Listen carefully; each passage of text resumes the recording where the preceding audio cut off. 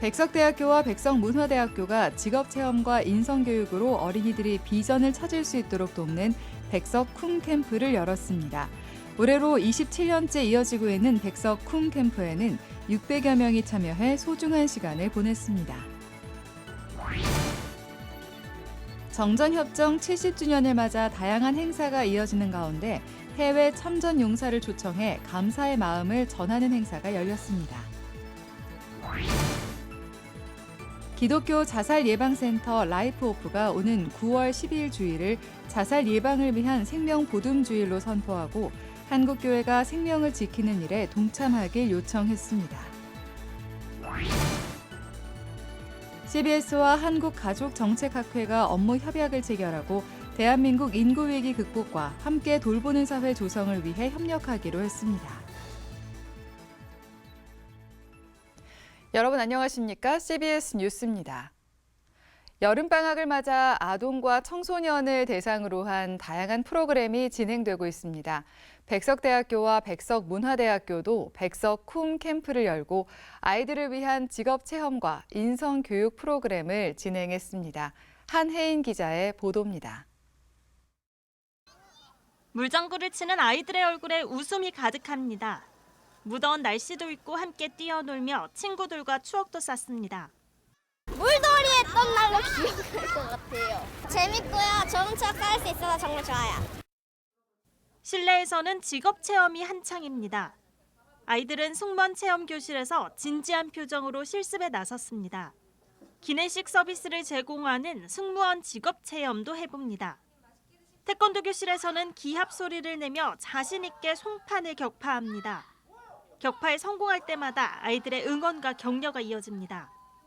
경찰 체험 교실에서는 경찰복을 입고 일상에서 지켜야 하는 규범에 대해 배웁니다. 백석대학교와 백석문화대학교가 한국아동복지협회, 경찰인재개발원 등과 함께 마련한 프로그램입니다. 해마다 여름과 겨울방학에 열리는 백석쿵 캠프는 어느새 54회째를 맞았습니다. 이번엔 비전 찾기를 주제로 직업체험과 인성교육이 함께 진행됐습니다. 아동 청소년들이 실제적인 꿈을 가졌으면 좋겠습니다. 하나님께서 이끌어 주신다는 그 믿음의 확신을 가지고 앞으로의 비전들을 이루어가는 아동 청소년이 됐으면. 봉사자로 참여한 대학생들도 캠프에 함께한 아이들이 비전을 발견하는 소중한 시간이 됐길 바란다고 말했습니다. 아이들이 막상 들어와서 실제로 기내식음료도 서비스를 해보고 안전 데모 시연을 해보니까 너무 좋아하고 적극적인 모습을 보여주어가지고 저희도 더 열심히 임할 수 있었습니다. 내가 이런 체험 덕분에 이런 직업을 가지게 될 수 있구나, 이런 자부심도 가졌으면 좋겠어요. 한편 올해로 27년째 진행되고 있는 백석쿵 캠프는 전국에 있는 아동과 청소년을 대상으로 해마다 여름과 겨울방학에 열리는 인성교육 캠프입니다. 이번 캠프에는 아동과 청소년 600여 명이 참가했습니다. CBS 뉴스 한혜인입니다. 한국전쟁 당시 우리나라를 위해 16개 나라가 전투부대를 파병했고 5개 나라는 의료 지원에 나섰습니다. 정전협정 70주년을 맞아 다양한 행사가 이어지는 가운데 해외 참전 용사를 초청해 감사의 마음을 전하는 행사가 열렸습니다. 이승교 기자의 보도입니다. 1950년 발발한 한국전쟁은 우리 민족 최대 비극으로 남아 있습니다. 3년여에 걸친 전쟁으로 무려 100만 명이 넘는 사상자가 발생했고 전쟁의 후유증은 70년이 지난 현재도 우리나라를 감싸고 있습니다. 당시 우리나라를 위해 미국과 캐나다, 에티오피아 등 16개 나라가 전투병력을 파병했으며 노르웨이와 덴마크 등 5개 나라는 의료 지원으로 한국을 도왔습니다. 전사자도 3만 7천여 명에 이르는 등 이름도 잘 몰랐던 낯선 한국을 위해 수많은 젊은이들이 목숨을 바쳤습니다. 70년 전 전쟁에 참전했던 젊은 용사들은 이제 90세가 넘는 노령이 됐습니다. After the North Koreans had come through and then we came through and caused more damage and just everywhere buildings were down, shrines were torn down practically. And now they're all rebuilt and the city is so beautiful. 지난 70년 동안 한국은 눈부신 발전을 이뤘고 이제 우리를 위해 싸웠던 참전 용사들을 초청해 그들의 은혜에 보답하고 있습니다. 한국전쟁 발발 73주년, 정전협정 70주년을 맞아 다양한 행사가 이어지고 있는 가운데 여의도 순복음교회와 국가보훈부, 한미동맹재단이 한국전쟁 참전용사를 초청해 감사의 마음을 전달했습니다. 이번 감사 행사에는 미국과 캐나다, 태국 등 21개 나라에서 참전용사 64명과 유가족 136명 등 모두 200여 명이 참석했습니다.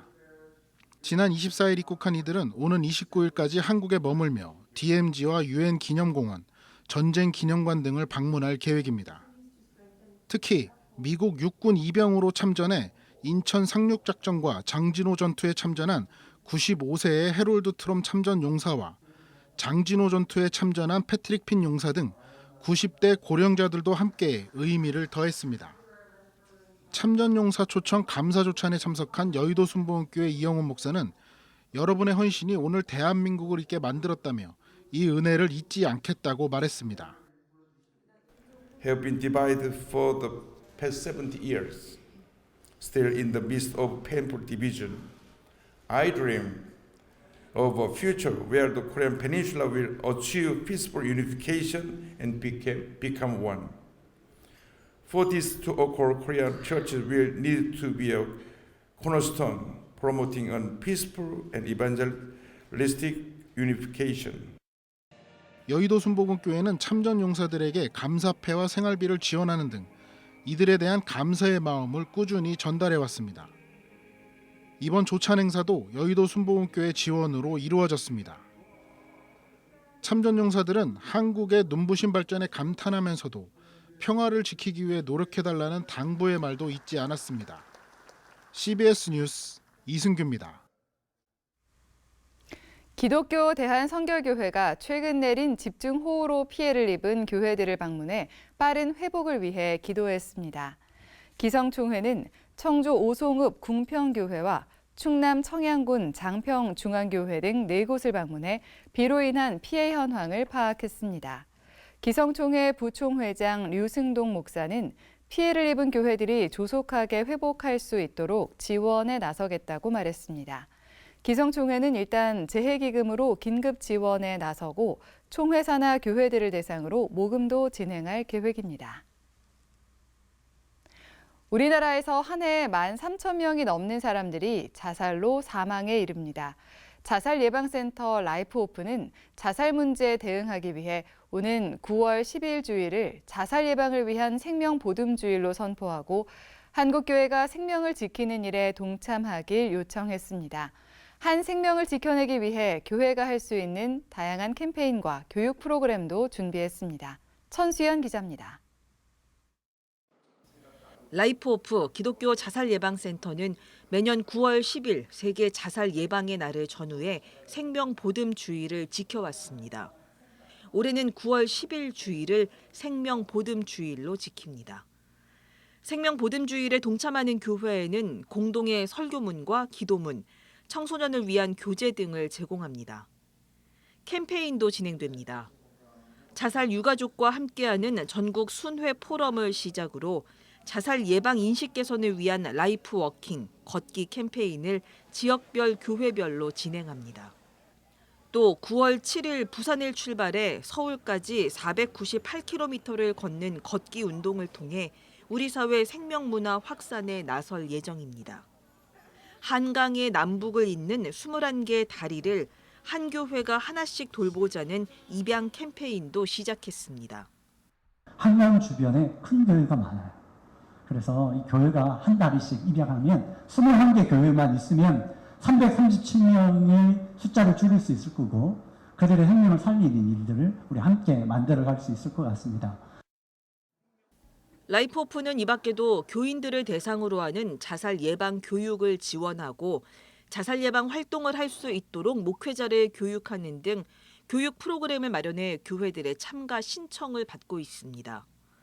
특히 교회 공동체 안에서 자살 사안이 발생했을 때 즉각적으로 대응할 수 있는 긴급 목회 돌봄 자료를 만들어 목회자들이 활용할 수 있도록 보급하고 있습니다. 어려운 일이 당하고 3개월 이내에 누구를 만나느냐에 따라서 그 남은 인생이 바뀝니다. 근데 확신하건대 그 가운데 준비된 목회자와 교회가 있다면 그 남은 삶은 180도 바뀝니다. 사실 우리 유가족들도 그걸 많이 아셨으면 좋겠고 교회 목사님들과 성도들이 알아야 돼요. 라이프오프는 올해 생명보듬주일 선포식에서 생명 지키기 7대 선언을 발표하고 죽음의 문화를 생명의 문화로 바꿔가며 자신과 타인의 생명을 지키는 일에 노력할 것을 선언했습니다. 예수의 마음으로 위기에 있는 자들에게 손 내밀어 돕는다. 우리나라에서는 하루 평균 36명, 1년이면 13,000명이 넘는 이들이 자살로 삶을 마감합니다. 라이프오프는 생명보듬주의를 시작으로 우리 사회의 자살의 문제를 교회가 함께 풀어갈 것을 요청하고 있습니다. CBS 뉴스 천수연입니다. CBS와 한국가족정책학회가 오늘 업무 협약을 체결하고 대한민국 인구위기 극복과 함께 돌보는 사회 조성을 위해 협력하기로 했습니다. CBS 김진호 사장은 대한민국의 초저출산 문제와 돌봄 문제, 양육 문제 해법을 찾는 데 더욱 매진하겠다며 각계 계층과 기업, 지자체 등 모두가 힘을 합하면 우리나라 0점대 초저출산율이 수년 내에 반등할 수 있을 것이라고 말했습니다. 한국가족정책학회 진미정 회장은 가족과 관련된 현상이나 문제는 단순히 사적인 문제가 아니라 우리 사회 전체가 관심을 기울여야 하는 과제라며 CBS와의 이번 협약을 계기로 학자들의 공동체를 넘어 우리 사회 문제를 해결하는 데 기여할 수 있길 바란다고 전했습니다. 양 기관은 공동사업과 연구조사 등을 진행하며 대국민 캠페인을 펼쳐나갈 계획입니다.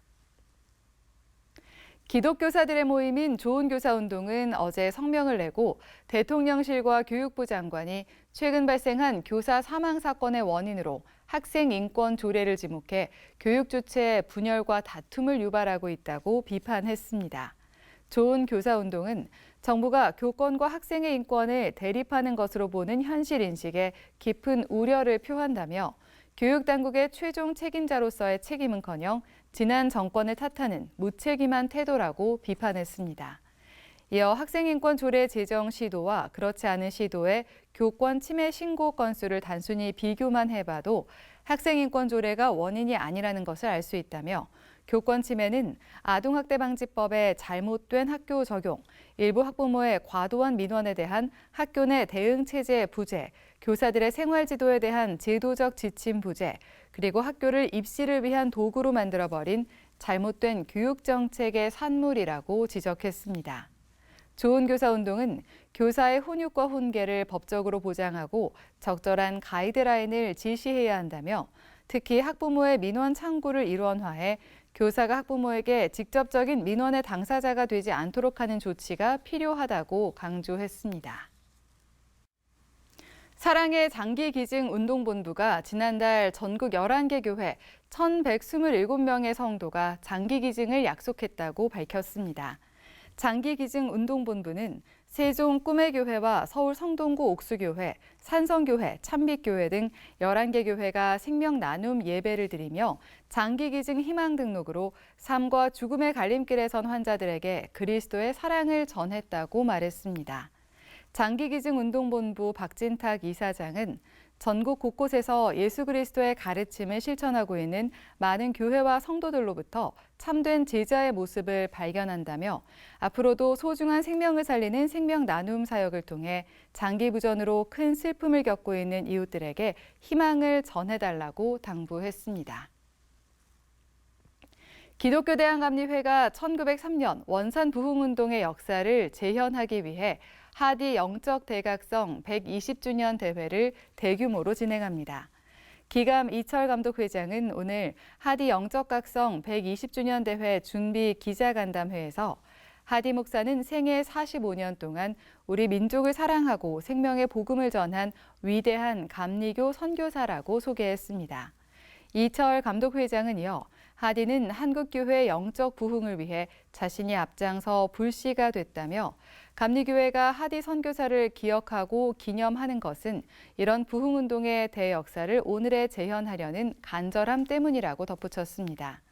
기감은 다음 달 17일부터 24일까지 전국 4개 권역에서 하디 성회를 개최하고 19일과 26일에 각각 성령한국 청년대회를 개최할 예정입니다.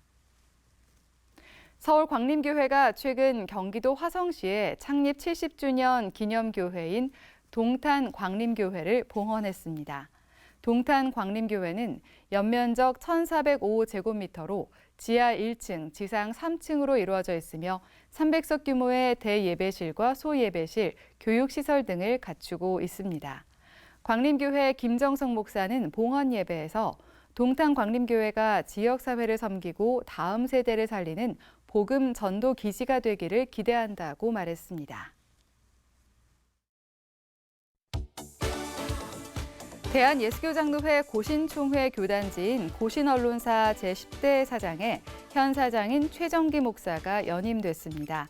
고신총회 유지재단 이사회는 최근 임시이사회를 개최하고 사장직에 단독 입후보한 최정기 목사를 만장일치로 선임했다고 밝혔습니다. 기독교 환경교육센터 살림이 일상에서 발생하는 불필요한 쓰레기를 줄이기 위한 1일 투어를 진행합니다. 어제 1차 투어로 수도권 매립지 관리공사를 방문했으며 2차 투어는 오는 31일 서울 도시금속회수센터를 찾아갑니다.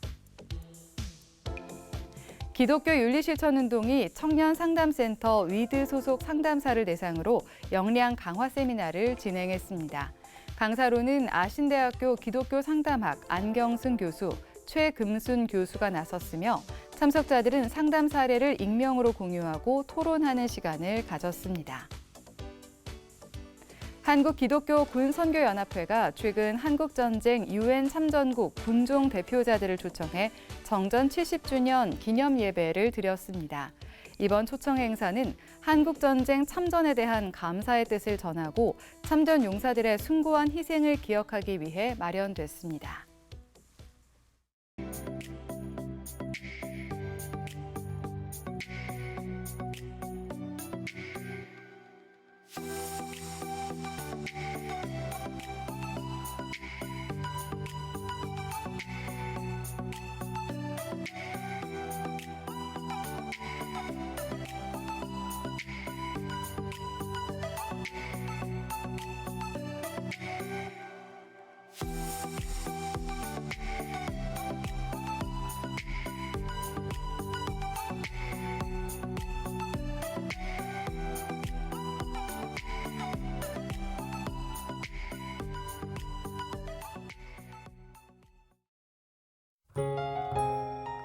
날씨입니다.